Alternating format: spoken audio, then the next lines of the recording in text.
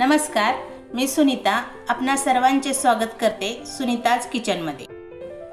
आज आपण पाहणार आहोत तिळाची पोळी बनवण्याची रेसिपी। यासाठी आपण सर्वप्रथम शेंगदाणे भाजून घेऊया।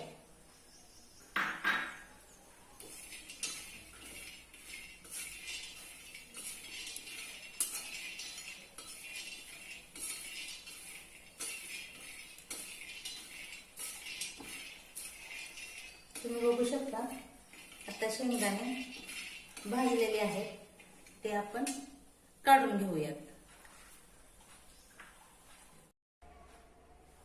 त्यानंतर आपण तीळ भाजून घेऊयात। साधारणपणे एक कप तीळ आहे।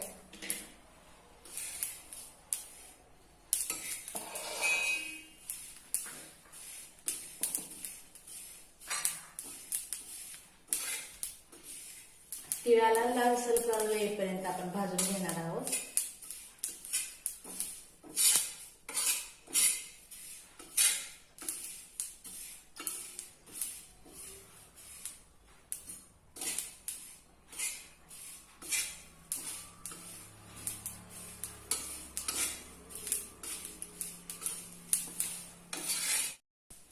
आपण यासाठी गॅस हा कमीच केलेला आहे, कारण तीळ भाजताना उडू शकतात, म्हणून मंद आचेवरतीच आपण तीळ हे व्यवस्थित भाजून घेणार आहोत।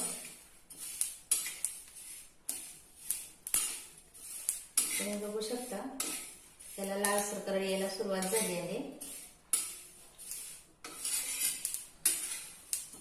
खूप पण लाल करायचं नाही त्याला।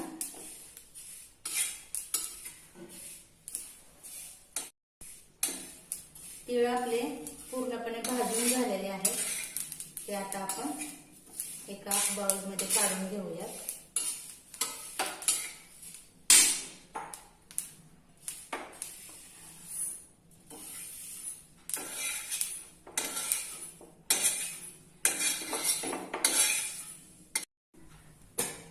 यानंतर आपण एक 2 चमचे बेसन भाजून घेणार आहोत, ते मंद आचेवरतीच। त्यामध्ये तेल ऍड करणार आहोत।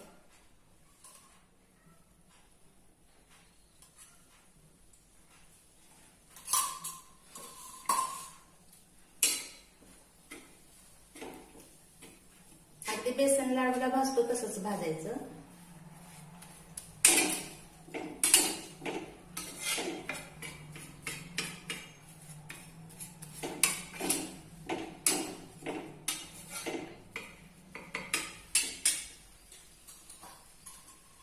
त्याच्यामध्ये तेल जरा जास्त टाकलं तर चालतं, कारण ते बेसन खाली लागत नाही।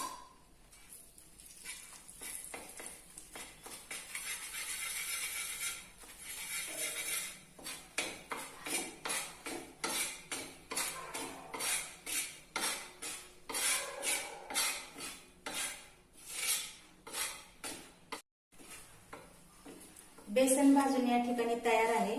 हे आता आपण काढून घेऊयात, आणि ते म्हणजे गुळामध्ये काढून घेऊयात।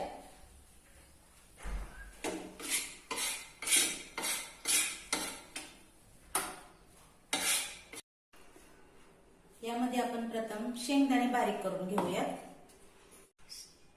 शेंगदाणे बारीक करून झालेले आहेत, आपण बघू शकता। त्यानंतर आपण याच्यामध्येच नंतर आपण तीळ ऍड करणार आहोत,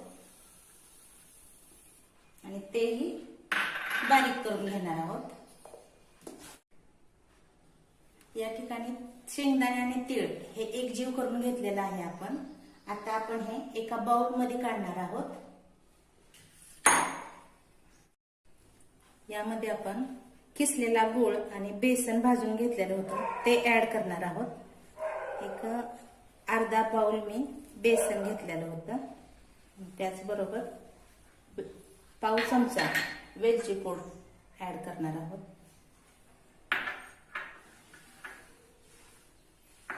आणि हे मिश्रण पूर्णपणे हाताने आपण एकजीव करणार आहोत।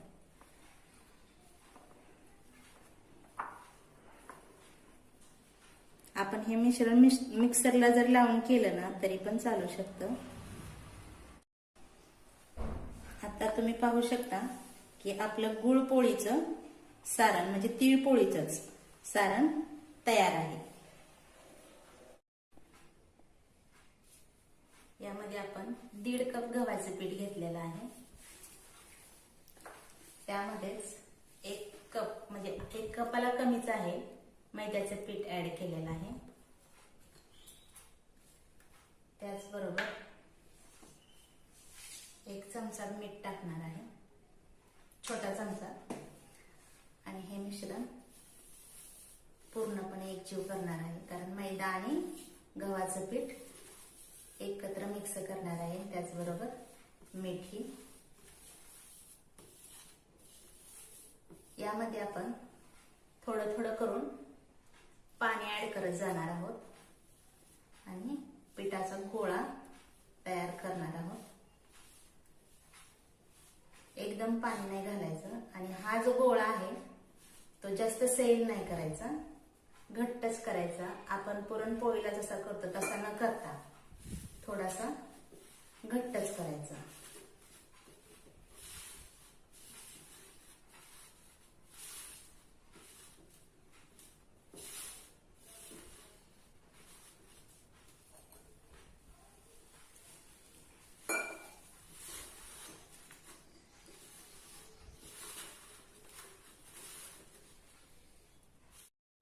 तुम्ही बघू शकता हा गोळा खूप पातळही नाही आणि घट्टही नाही केलेला. त्याच्यावरती आपण 1 चमचा तेल लावून घेणार आहोत.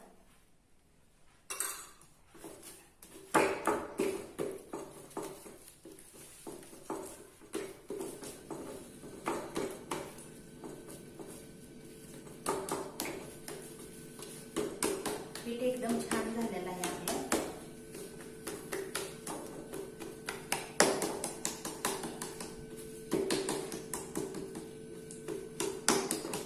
हे मी आता एका बाउल मध्ये काढून घेणार आहे आणि वरून त्याच्यावरती 1 चमचा तेल टाकून घेणार आहे.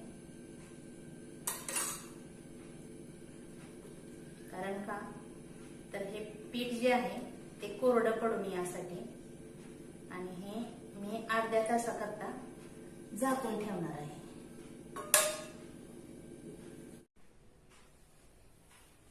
तुम्ही पाहू शकता अर्धा तास झालेला आहे आणि हे पीठ अगदी व्यवस्थित झालेलं आहे. आपल्याला जसं पाहिजे असं आपण ह्याचा गोळा तयार करून घेऊया.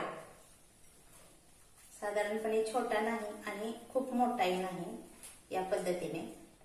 आणि हा कोरड्या पिठात मिक्स करून घेऊयात आणि कडेने फक्त बारीक करायचा.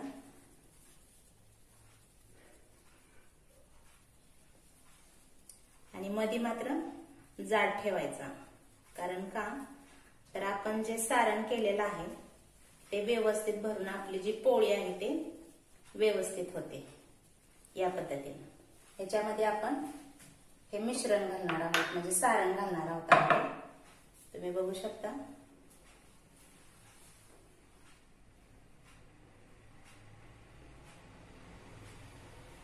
या पद्धतीने हे खाली ढकलून मोदकासारखा ह्याला आपण आकार देणार आहोत.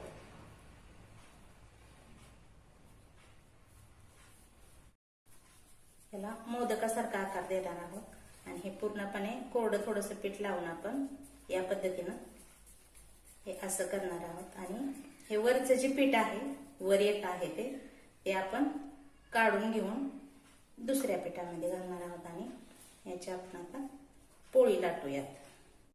आता आपण पोळी लाटून घेऊयात.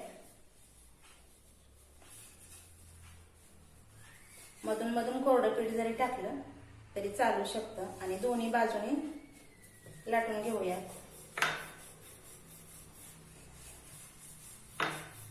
मी त्या बाजूला गॅस चालू करून ठेवलेला आहे. गॅसवरती तवा गरम करायला ठेवलाय. आता आपण ही पोळी तव्यावरती भाजण्याला टाकूया.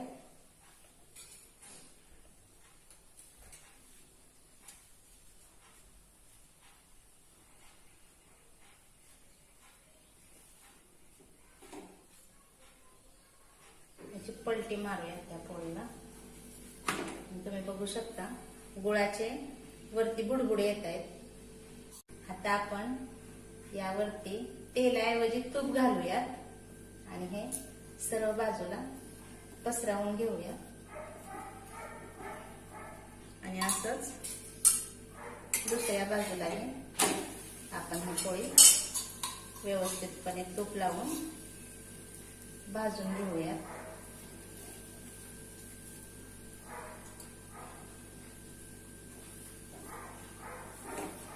गरम असल्यामुळं गूळ जे आहे त्याला बुडबुड येत आहेत।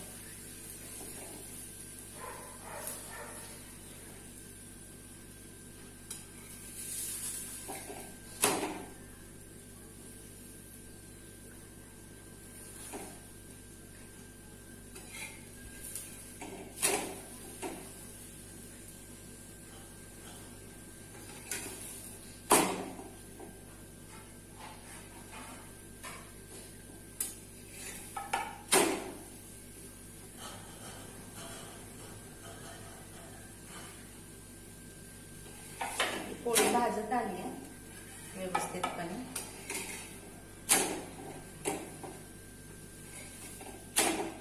ह्या पोळ्या खायला खूप पौष्टिक असतात।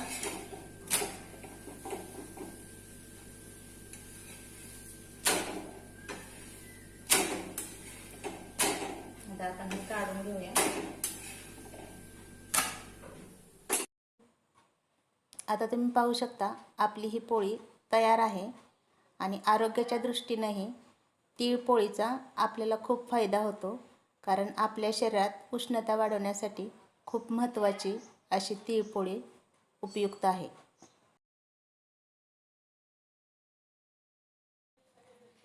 तुम्हाला हा व्हिडिओ आवडला असेल तर हा व्हिडिओ लाईक आणि शेअर करा आणि चॅनलला सबस्क्राईब करा आणि बेल आयकॉनवर क्लिक करा। धन्यवाद।